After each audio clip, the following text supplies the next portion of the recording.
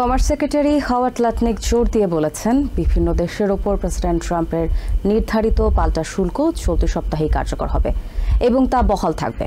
কোনো দর কষাকষিতে তা পেছানো হবে না বলে হুঁশিয়ার করেন তিনি।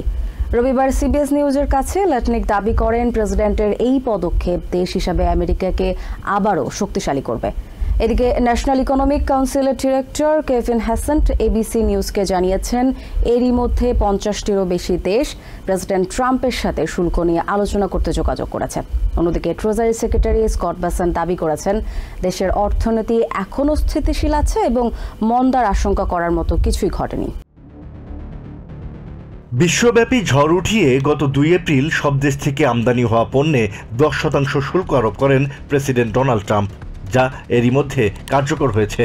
পাশাপাশি আমেরিকার পণ্য আমদানির ওপর যেসব দেশ উচ্চ হারে শুল্ক আরোপ করেছে তাদের পণ্যের ওপর পাল্টা উচ্চ শুল্ক ধার্য করেছেন ট্রাম্প, যা চলতি সপ্তাহেই কার্যকর হতে যাচ্ছে। ট্রাম্পের এমন শুল্ক নীতি নিয়ে বিশ্বব্যাপী সমালোচনার ঝড় উঠেছে। পাশাপাশি ব্যাপক নেতিবাচক প্রভাব পড়েছে দেশের পুঁজিবাজারে। করোনা মহামারীর পর সবচেয়ে খারাপ সপ্তাহ পার করেছে দেশের শেয়ার বাজার। সব মিলিয়ে দেশের অর্থনীতিতে ভয়াবহ মন্দার আশঙ্কা করছেন অর্থনীতিবিদরা, যা নিয়ে উদ্বেগ উৎকণ্ঠায় আছেন বিনিয়োগকারী থেকে শুরু করে সাধারণ মানুষ। তবে প্রেসিডেন্টের শুল্ক নীতির পক্ষে সাফাই গাওয়া অব্যাহত রেখেছেন তার ক্যাবিনেটের সদস্যরা। সিবিএস নিউজের ফেস দ্য নেশন অনুষ্ঠানে অংশ নিয়ে কমার্স সেক্রেটারি হাওয়ার্ড লাটনিক বলেন, দেশের ওষুধ থেকে শুরু করে জাহাজ, ইস্পাত, সেমিকন্ডাক্টর সব শিল্পই শেষ হয়ে গেছে, তাই এমন শুল্ক আরোপ করা ছাড়া উপায় ছিল না। প্রেসিডেন্ট ট্রাম্প দেশের উৎপাদন বাড়ানোর চেষ্টা করছেন বলে দাবি করেন লাটনিক। আলোচনার মাধ্যমে অন্য দেশগুলোর ওপর ধার্যকৃত শুল্ক আরোপের দিনক্ষণ পেছানো হতে পারে এমন সম্ভাবনা উড়িয়ে দেন কমার্স সেক্রেটারি।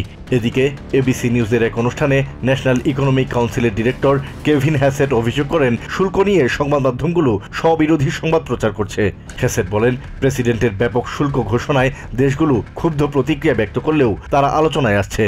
এরই মধ্যে 50টিরও বেশি দেশ আলোচনা শুরু করতে আগ্রহ প্রকাশ করেছে বলে জানান তিনি। অন্যদিকে ট্রেজারি সেক্রেটারি স্কট বেসেন্ট বলেন, এখনই মন্দার ভয়ে আতঙ্কিত হওয়ার মতো কিছু দেখছেন না তিনি। বেসেন্ট দাবি করেন, প্রেসিডেন্ট ট্রাম্পের নেতৃত্বে তার প্রশাসন দেশের অর্থনীতির একটি দীর্ঘমেয়াদী শক্ত ভিত্তি গড়ে তুলছে। Asad real, TVN 24 news desk. New York থেকে সম্প্রচারিত টিভিএন 24 টেলিভিশন বিশ্বজুড়ে বাঙালির কণ্ঠস্বর।